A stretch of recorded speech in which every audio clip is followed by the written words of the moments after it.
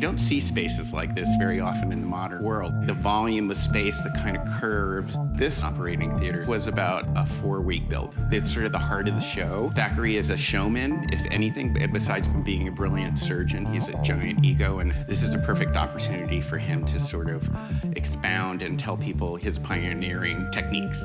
By drawing a line and dividing the midway point between the anterior superior iliac spine and the umbilicus parallel to the fibers of the external oblique, no matter what the size or sex of the patient, you will always find the appendix. I did a lot of the actual physical layouts based on Presbyterian Hospital's turn of the century annual reports, which were great because they have drawings and the layout of everything and photographs. But I took the details from this great building and moved them into areas of the neck. Like, so for instance, these columns with this sort of octagonal bases and these windows were taken from that location, as well as the use of skylights.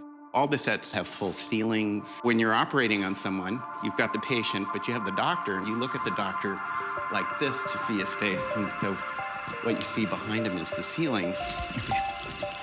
We do have movie lighting, and the movie lighting is coming from the outside, but the lighting within the set is all practicals. Everything's painted very high gloss. It's highly reflective, so there's always an aliveness to it. The way Steven shoots, it requires that. Other people would have trouble shooting here because they can't light them the way they normally would.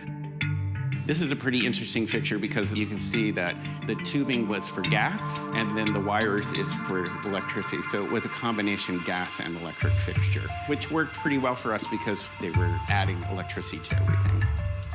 One important story part of the Knick itself was that the Knick was sort of trapped in time, and it was built in the 1880s and is trying to move itself into the modern world. Get it off! Get it off! No self-concealing. Respond, don't! We have a scrub room that's back in this area. I added some glass here so you could always get a sense of people preparing or that you were always being viewed by the audience. Pardon the intrusion, gentlemen. William, let me introduce my apprentice, Dr. John Thackeray. Thack, this is Dr. William Halstead. There are a lot of exchanges in the scrub room where people are sort of confessing things. And so I thought this setup was a great way to sort of do that. And many strokes, though with a little axe, hew down and fell the hardest timbered oak. Thus spake Thackeray the Wise.